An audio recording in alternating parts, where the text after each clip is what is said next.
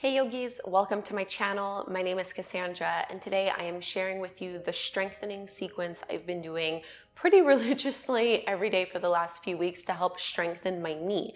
So about 6.5 or 7 weeks ago, I had a trip and fall accident, which caused a bone bruise on my knee as well as a partial ACL tear. So for a long time, I couldn't really move. I couldn't really do much. It's almost fully healed now, which is absolutely amazing. Bone bruises take months and months to heal, so that means that for this practice, I can't do anything that requires me to be on all fours, like tabletop pose. Otherwise, there's a few exercises that I would have loved to be able to do to help strengthen my knee, but it's just not possible right now.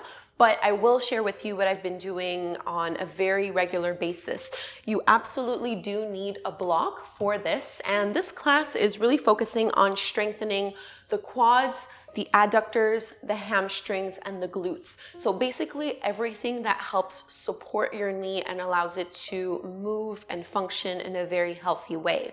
Now, this is part 2 of what I've been doing to help rehabilitate my knee. The other thing that I do very regularly is a stretching routine for my knee, and this is already on YouTube. So usually I start with stretching and then I move to this sequence and I finish off with a few stretches as well afterwards. So if you would like to, you can always do the stretching routine first and then move on to this, or you can just do this right away.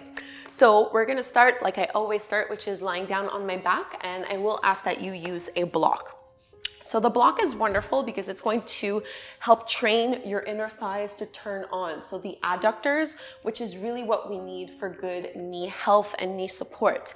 And I noticed that while this is always something that I worked on in my practice, when I injured myself from weeks of not doing anything, they got really, really weak. So start off in your bridge pose with your feet about hip-width distance apart, and you want your heels pretty close in towards the glutes. And then I'm using my block and placing it directly in between the inner thighs. So while you're just sitting here or laying down here on your mat, squeeze your block as much as you possibly can. So those muscles that you feel engaged, that's your inner thigh strength. And the benefit of training this is that your balance is going to improve and you'll be able to move better in your transition. So if you are trying to get better at balancing poses, if you're trying to work on your core strength, if you're trying to get into arm balances and inversions, inner thigh power is really what's going to help get you there. So squeeze your block as much as you possibly can, and then start to push down into all four corners of both feet and just lift the hips off the mat. So lifting the pelvis, the low back, and the mid back off the floor. Now, the higher up you go, the harder it becomes to squeeze your block, but squeeze it anyway. And you might notice now that you've tried it with a block, when we do bridge pose without a block, so many students end up widening their knees so much wider than their hips. So the block helps train you not to do that. So just take about 3 deep breaths here. Push down into your big toes so you're not rolling to the outer ankle. Squeeze a little bit more, push and lift up higher. And exhale, slowly roll down inch by inch. Move your block to the side, but not too far because we will need it pretty soon. You're going to lift your right leg up to the sky, straight, but without hyperextending, so without locking the knee. And you're going to interlace your fingers behind the back of your right hamstrings.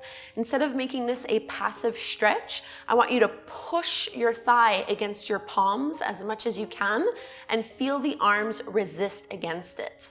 So this personally has been one of the best things for my knee. It always helps me relieve pain, and it's also a really great motion to do if you have any kind of lower back tension. So keep pushing, pushing, pushing, and then you can go a little bit further into the range of your flexibility, but without losing that engagement in the hamstrings. Just a few more breaths. This should be challenging. And release, bend into your knee, switch sides.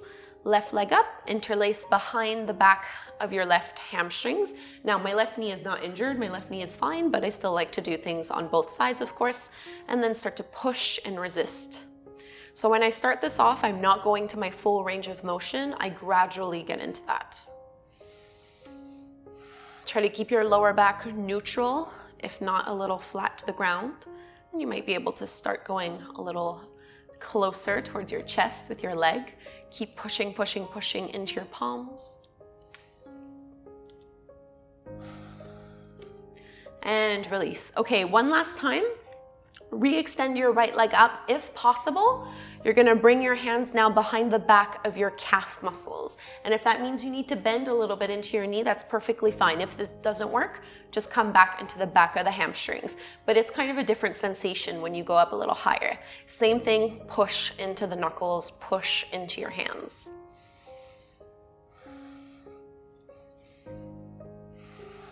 And I like to flex the foot a little bit. And release. Same thing on the other side. Interlace behind the calf and push. You will get an arm workout.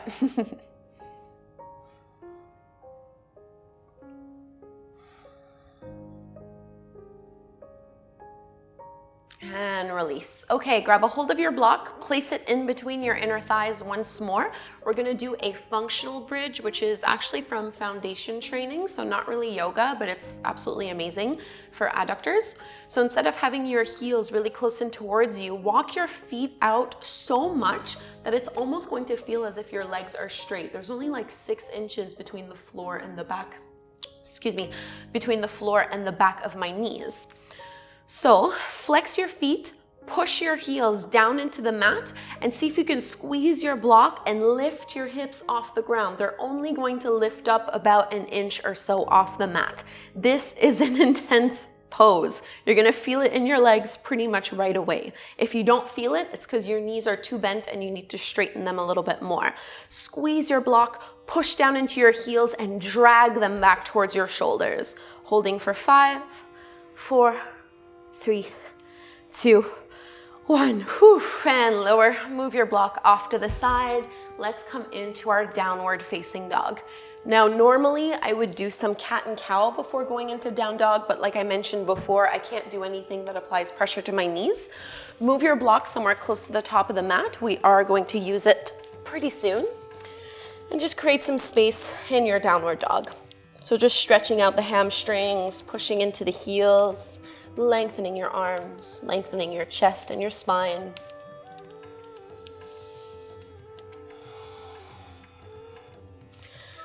Into your 3-legged dog, reach your right leg up to the sky, and then step your right foot forward in between your palms to the top of the mat. Do make sure your knee is directly over the top of your ankle. Push down into your feet and come up into your high lunge. So for me, back knee needs to bend a little bit so that I keep my pelvis directly underneath my shoulders. Otherwise, I crease too much in my low back if I straighten the leg. You might find that you're able to do it at home, maybe not. Ooh, a little wobbly.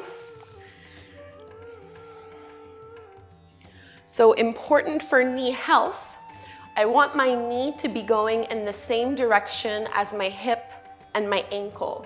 That means in this kind of pose, I don't want to be wobbling side to side, and I don't want my knee to be further than my toes. I want it directly over the top of that ankle. Bring your hands to your heart, drop down a little bit more, and now keep your knee bent, your right knee bent, as you tilt your chest forward, and we're gonna come to a variation of Warrior 3 with a bent supporting leg. So find your balance, reach the left leg up and back. As you inhale, push your right leg straight, and then exhale, gently bend the right knee. Again, try not to let it wobble, keep it pointing over that second and third toe. Inhale, straighten the leg. Exhale, bend the knee. Last one, inhale to straighten. Hold it here into your standing splits. This is where you might want to have your block underneath your hands, or you can bring your fingertips to the floor, reach your left leg up. This is an intense lower body workout.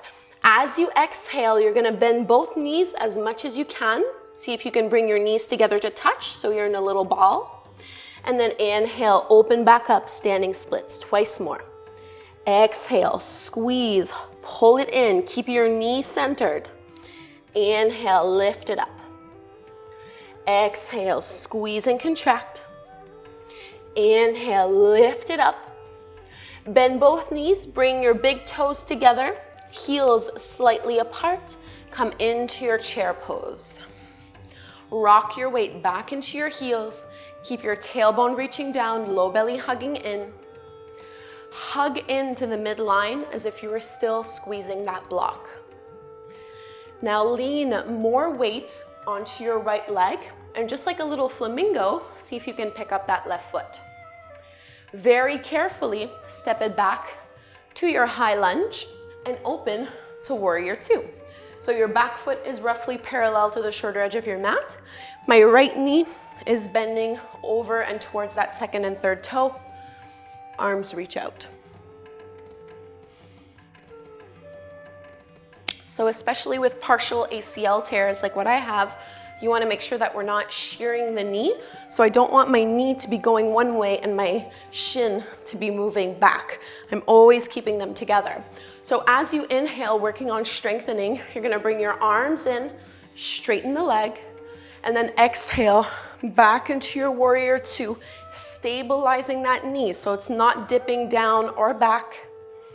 Inhale, gather in. Exhale, press it out. So this to me was excruciating the first few times I did it. It was very, very, very difficult. And before I was able to do, chair pose and standing splits and stuff like that, when the injury was still quite raw, this is mostly all I would do. And I would do 10 to 20 of them every single day.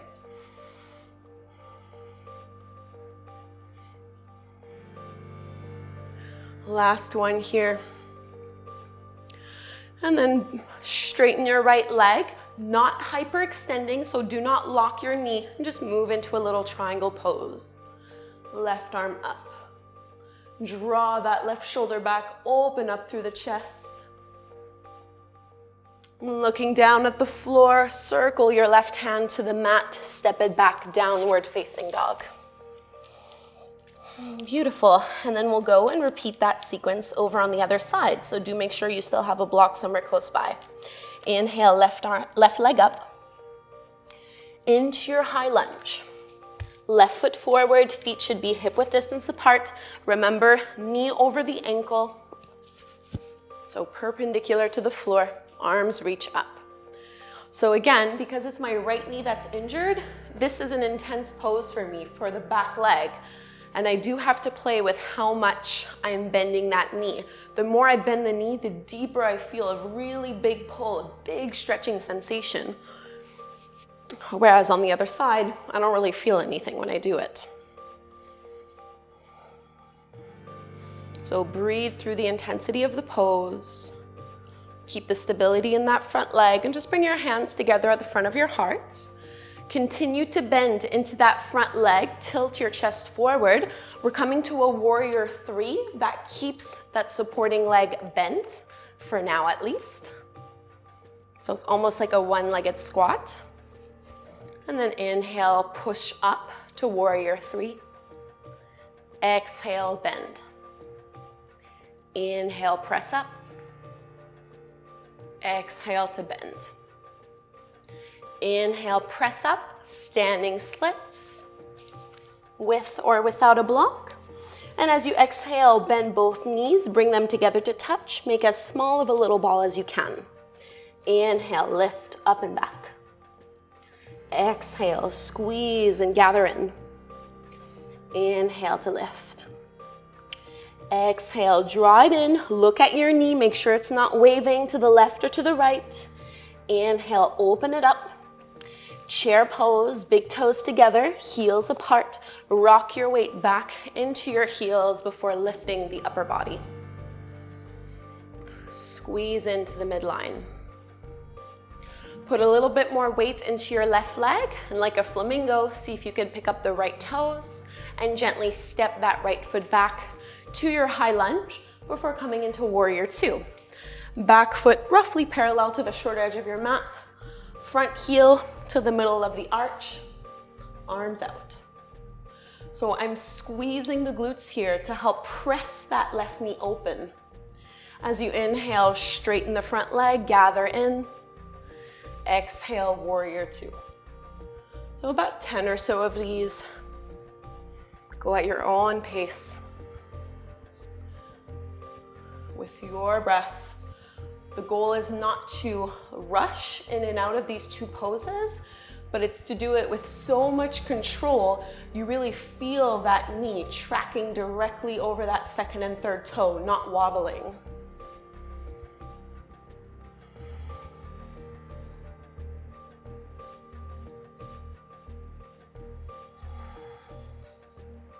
Let's take one more here. And straighten your front leg, triangle pose. Reaching the arms further away from one another. Downward facing dog. And we're really just in down dog for a moment. Walk your feet to the top of the mat. Bend your knees a little bit, grab a hold of your block and come all the way up to stand. So with your block, we're gonna come into mountain pose, just like what we were doing here in our bridge pose. So you wanna squeeze the block up in between the inner thighs.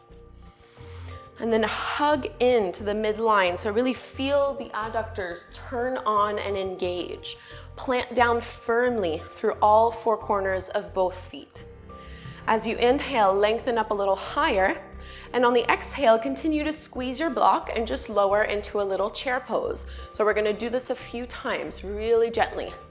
Inhale. Sorry, I just have to adjust my block a little. And exhale, continue to squeeze just as much in chair. Take about 2 or 3 more at home, just with your breath. So for me, I notice immediately that the left leg is so much stronger than the right one, because the right one is the one that's injured. Take your last one here. And fold over the legs. So even in this fold, can you squeeze your block? Even if you need to bend your knees, that's perfectly fine. So bend your knees a little and release your block. Roll all the way up to stand. Our last standing pose is going to be dancer's pose, and this has been really, really good for me.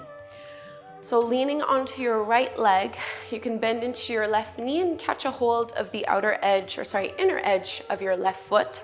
Keep that hip and that knee drawing in. So imagine you're still squeezing your block in between your thighs, really important.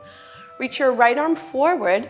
Instead of dipping the chest down and thinking of lifting the leg up, because this is for knee strength, I just want you to focus on pushing your foot into your palm.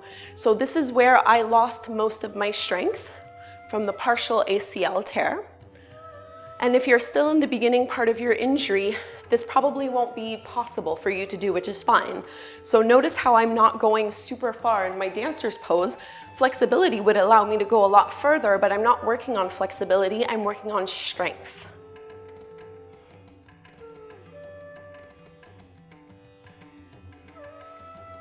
And release, let's go to the other side. Aligning hip over knee and ankle, bending into the right knee. So this is my injured leg. I'm squeezing the inner thighs together. Left arm reaches out and in front, and then start to push and kick the right foot into the right hand. And for me, I feel a really intense stretch at the front of the quad, even though I'm not doing that much. Hugging in through the midline. And release. Very gently. Inhale, arms rise. Exhale, fold forward.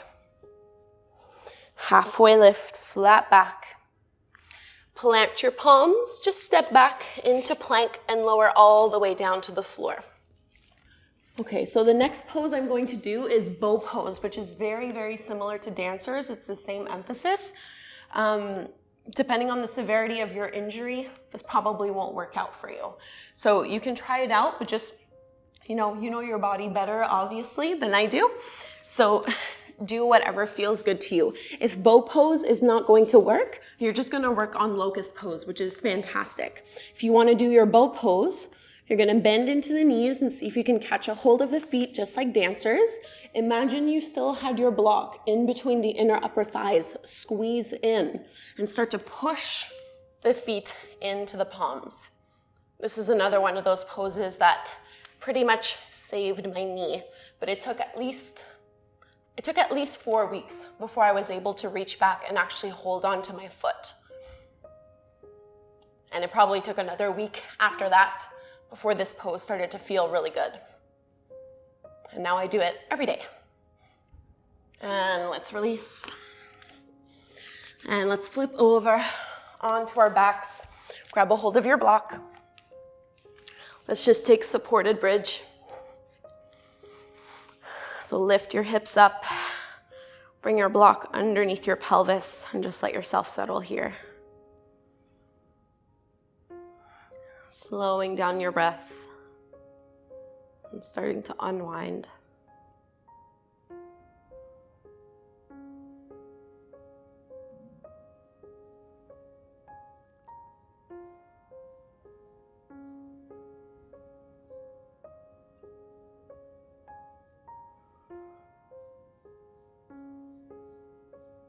And press into the feet, lift the pelvis up, move your block over before lowering down. And you can draw your knees into your belly. I like to put my arms underneath the shins or underneath the calves. Feels a lot better for me.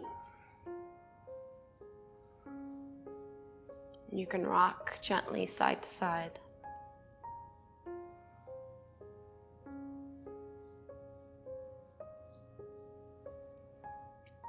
And let's take a little mini shavasana. Extend out through the arms and the legs. Close your eyes.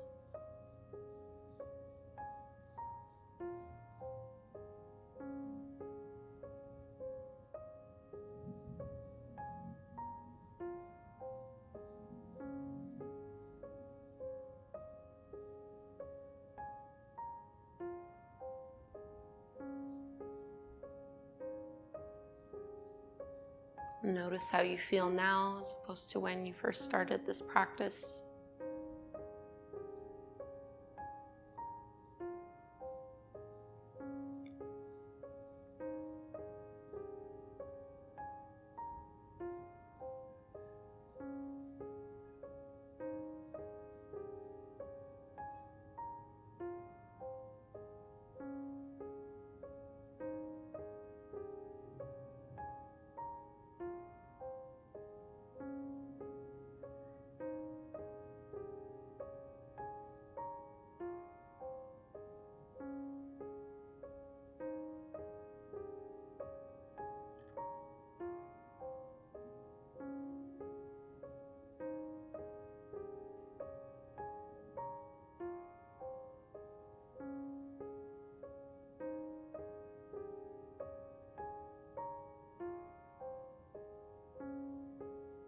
Begin to deepen your breath and wiggle fingers and toes.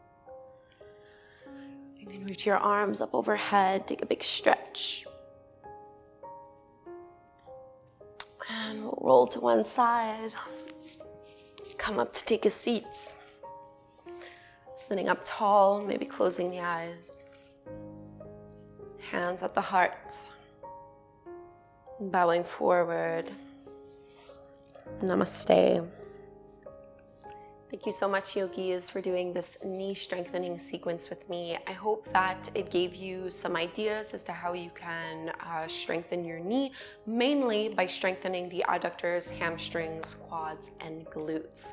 I hope you heal soon. I know from personal experience just how frustrating these injuries are, but the more you dedicate time towards rehabilitating yourself and the more diligent you are with your practices, the quicker you will recover. And remember that rest is equally as important as stretching and strengthening.